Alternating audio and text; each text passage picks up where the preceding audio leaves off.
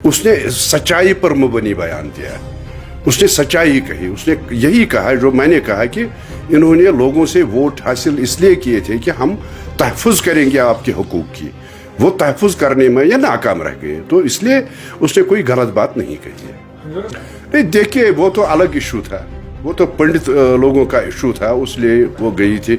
यह कुछ नहीं, पहलगाम में जो हुआ था, नहीं बात सुनिए, वो तो उसने इसलिए नहीं, मुझे पहले तो मुझे शर्म आती है इनकी बात करते हुए कि ये कहते हैं कि ये जब एलजी के पास जाएंगे तो ये ठीक है, कोई दूसरा जाएगा तो वो गलत है, ये होम मिनिस्टर से मिलेंगे, ये प्राइम मिनिस्टर से मिलेंगे तब तो कोई ठीक, सब कुछ ठीक ठाक है, अगर कोई दूसरा जाता है तो उसको कहते हैं कि ये क्यों गया।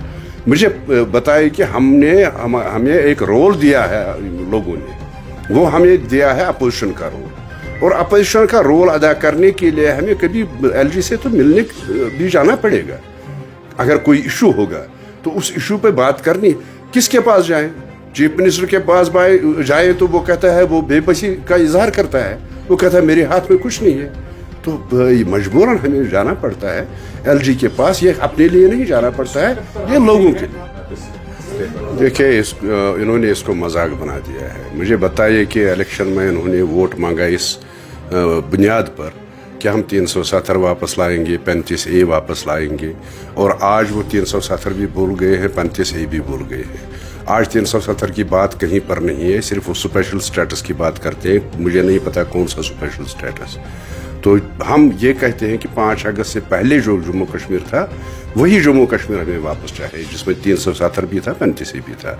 और अब 15 अगस्त को जो उमर साहब ने यहाँ ऐलान किया 15 अगस्त के दिन पे कि हम कैंपेन चलाएंगे, सिग्नेचर कैंपेन चलाएंगे, और शायद उन्होंने शुरू भी की है, लेकिन किसके लिए? स्टेटहुड के लिए।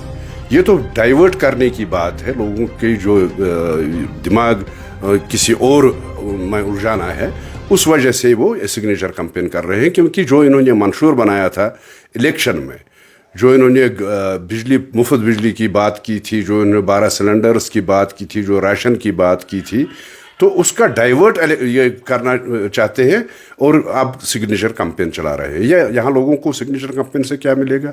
सिग्नेचर कैंपेन से आज तक कौन सा मसला हल हो गया है? इन्होंने लोगों ने मैंडेट दिया था, ब्रूट मेजॉरिटी दी थी, इसलिए कि शायद ये 370 और 35 वापस लाने में हमारी मदद करेंगे।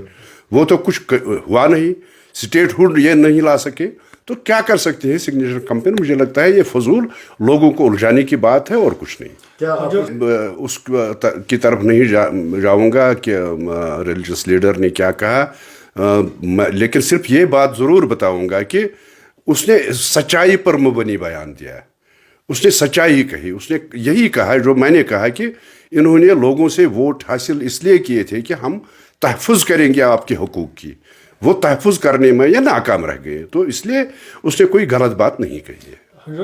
नहीं देखिए, वो तो अलग इशू था, वो तो पंडित लोगों का इशू था, उसलिए वो गई थी।